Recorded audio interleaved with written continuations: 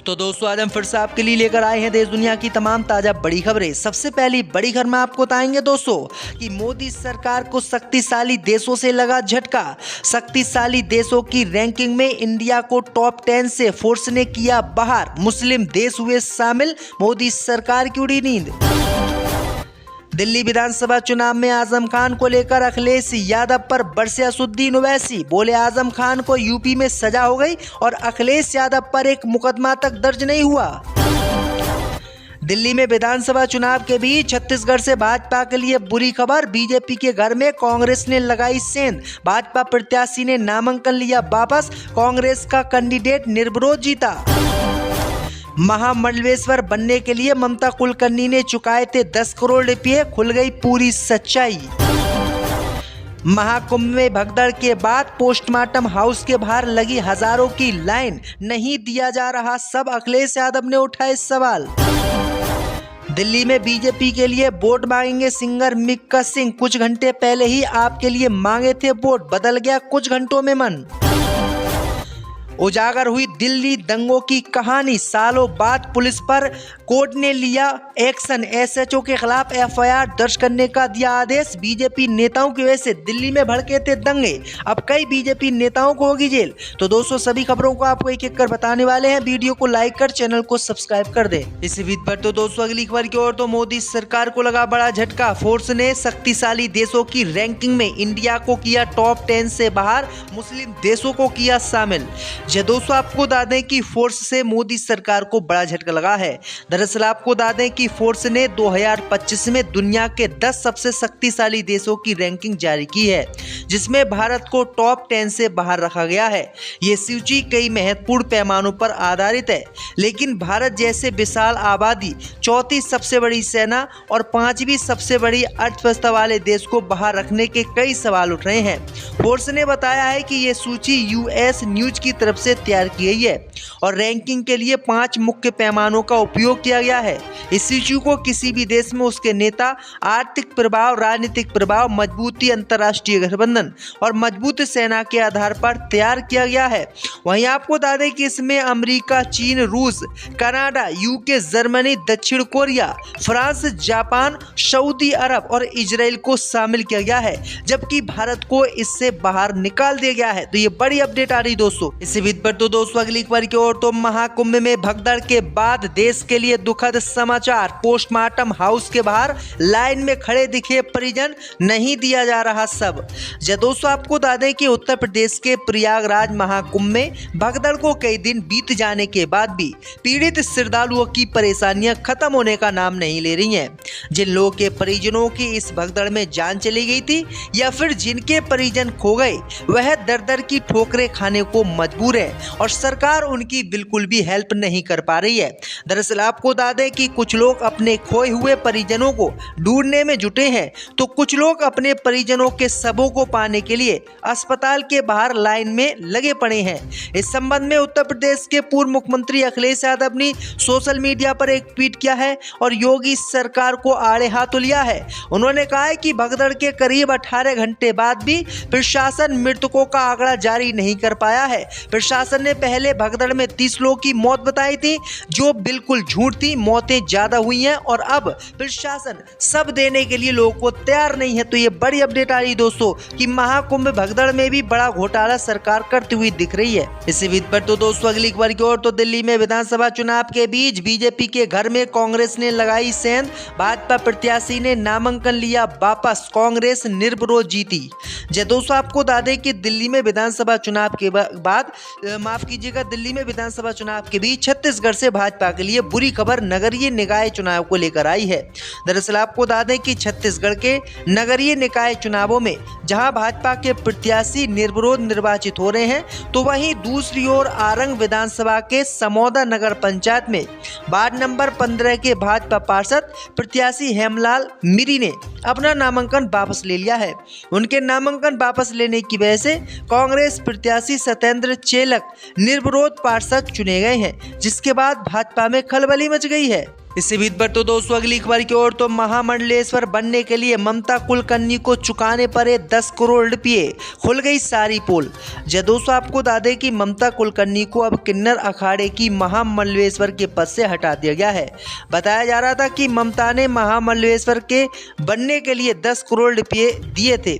जब ममता से इस बारे में पूछा गया तो उन्होंने चौंकाने वाला खुलासा किया। ममता कुलकर्णी को हाल ही में किन्नर अखाड़े की महामंडलेश्वर का पद मिला था, जिस पर बवाल मच गया था और फिर एक्ट्रेस को पद से हटाना पड़ा था। अब ममता ने खुद इस पर चुप्पी तोड़ी है, साथ ही बताया है कि उनके पास इतने पैसे नहीं हैं और जो कोई भी ये जानकारी फैला रहा है वो बिल्कुल गलत है। यानी ममता कुलकर्णी ने महामंडलेश्वर बनने के लिए कोई पैसा पे नहीं किया। पर तो दोस्तों अगली खबर की ओर तो अब बीजेपी के लिए वोट मांगेंगे सिंगर मिक्का सिंह, कुछ घंटों में बदल गया मन, पहले आपके लिए मांगे थे वोट। दोस्तों आपको बता दें कि दिल्ली में चुनाव प्रचार अब आखिरी दिन पर है। 3 फरवरी की शाम को चुनाव प्रचार दिल्ली में खत्म हो जाएगा। इसी बीच एक बड़ी जानकारी मिक्का सिंह को लेकर सामने आ रही है। दरअसल आपको बता दें कि पंजाबी सिंगर मिक्का सिंह बीजेपी के लिए दिल्ली विधानसभा चुनाव में प्रचार करेंगे। दिलचस्प बात यह है कि उन्होंने 1 फरवरी को आप प्रत्याशी के लिए प्रचार किया था। बताया जा रहा है कि वह 3 फरवरी यानी आज मंगोलपुरी में बीजेपी के प्रत्याशी राजकुमार चौहान के लिए प्रचार करेंगे और वोट मांगेंगे। ये जानकारी खुद मिक्का सिंह ने दी है। मिक्का सिंह एक दिन पहले ही मजनू का टीला पर राघव चड्ढा के साथ मंच साझा करते हुए देखे गए थे। वह चुनाव प्रचार के लिए वहां पहुंचे थे और वहां अपने एल्बम का गाना भी दर्शकों को सुनाया। इस दौरान लोग झूमते नजर भी आए। तो ये बड़ी अपडेट आ रही है दोस्तों कि मिक्का सिंह दोनों हाथों में लड्डू इस बार दिल्ली विधानसभा चुनाव में ले रहे हैं। पर तो दोस्तों अगली खबर की ओर तो उजागर हुई दिल्ली दंगों की कहानी, सालों बाद पुलिस सुलझाएगी गुत्थी, एसएचओ के खिलाफ एफआईआर दर्ज करने का आदेश। दोस्तों आपको बता दें कि दिल्ली दंगों के दौरान युवकों से मारपीट करने और उन्हें वंदे मातरम कहने व राष्ट्रगान गाने के लिए मजबूर करने के मामले में एसएचओ के खिलाफ एफआईआर दर्ज करने का कोर्ट ने आदेश दे दिया है। कटकटुमा कोर्ट ने ये आदेश 2020 में ज्योति नगर थाने में तैनात एसएचओ के खिलाफ एफआईआर दर्ज करने का दिया है। दरअसल आपको बता दें कि इस मामले में पूर्व विधायक कपिल मिश्रा को लेकर कोर्ट ने कहा कि एमपी एमएलए कोर्ट को जाने को कहा गया। कोर्ट ने यह भी टिप्पणी की कि पुलिस या तो कपिल मिश्रा के खिलाफ जांच करने में विफल रही या फिर उसने आरोपों को छुपाने की कोशिश की। और जो है कोर्ट ने अब दिल्ली दंगों की सच्चाई खोल दी है। यानी दिल्ली में दंगे कपिल मिश्रा बीजेपी नेताओं के भड़काऊ बयानों के कारण भड़के थे और इसी मामले को लेकर पुलिस ने बीजेपी नेताओं पर कार्रवाई नहीं की, जिसके कारण दंगे और बढ़ गए और अब इन जो नेता थे और जो अधिकारी थे वो अब नपने वाले हैं। एक एक करके कोर्ट सबकी क्लास लगा रहा है। इसी बीच पर तो दोस्तों अगली खबर की ओर तो दिल्ली चुनाव के लिए फलौदी सट्टा बाजार ने बदला अपना अनुमान। दोस्तों आपको बता दें कि दिल्ली विधानसभा चुनाव 2025 में अब बस 2 ही दिन शेष बचे हैं। 5 फरवरी को वोटिंग होनी है। वहीं आपको बता दें कि वोटिंग से पहले कई वीआईपी सीटों का ओपिनियन पोल सट्टा बाजार ने जारी किया है।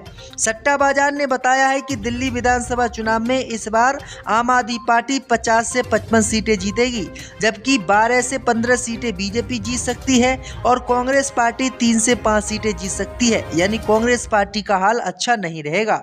वहीं आपको बता दें दोस्तों कि वीआईपी सीटों पर अरविंद केजरीवाल काफी अच्छा प्रदर्शन नई दिल्ली से कर रहे हैं। यहाँ पर केजरीवाल जीतते हुए दिखाई दे रहे हैं, जबकि भाजपा प्रत्याशी जो है हार रहे हैं। केजरीवाल के समर्थन में लगभग 66 से 85% वोटिंग होने वाली है। वहीं कालकाजी से अतिथि सिंह भी जो है अच्छी खासी वोट ले रही हैं। रमेश बुदिड़ी को वो बहुत ज़्यादा वोटों से हरा रही है। जंगपुरा से मनीष सिसोदिया भी 55 से 70% वोट पा रहे हैं, यानी यहाँ पर भी जीत रहे होंगे। तो ये बड़ी अपडेट आ रही है दोस्तों। इसी बीच पर तो दोस्तों अगली खबर की ओर तो दिल्ली विधानसभा चुनाव में प्रधानमंत्री मोदी पर राहुल गांधी ने बोला हमला। दोस्तों आपको बता दें कि दिल्ली विधानसभा चुनाव के लिए जनसभा को संबोधित करते हुए कांग्रेस नेता राहुल गांधी ने प्रधानमंत्री मोदी पर जोरदार हमला बोला है। राहुल गांधी ने कहा है कि जिस दिन नरेंद्र मोदी प्रधानमंत्री के पद से हटेंगे कोई उन्हें याद नहीं करेगा। चुनावी सभा को संबोधित करते हुए राहुल गांधी ने आगे कहा कि जितने भी महापुरुष हैं सभी ने सत्य और अहिंसा की लड़ाई लड़ी। उन्होंने कहा कि गांधी जी आज से 100, 200, 300, 500 साल भी याद किए जाएंगे। वहीं मोदी जो आज प्रधानमंत्री हैं, जिस दिन वह पीएम पद से हट जाएंगे उन्हें कोई याद भी नहीं करेगा, क्योंकि उन्होंने अच्छे काम नहीं किए हैं। सिविल पर तो दोस्तों अगली खबर की ओर, तो आजम खान को लेकर अखिलेश यादव पर भड़के असदुद्दीन ओवैसी। जब दोस्तों आपको बता दें कि समाजवादी पार्टी के वरिष्ठ नेता आजम खान अदालत से सजा मिलने के बाद एमआईएम प्रमुख असदुद्दीन ओवैसी ने समाजवादी पार्टी और उसके अध्यक्ष अखिलेश यादव पर तीखा हमला बोला है। उन्होंने आरोप लगाया है कि अखिलेश यादव के खिलाफ कोई मुकदमा दर्ज नहीं हुआ, जबकि आजम खान को सजा तक दे दी गई।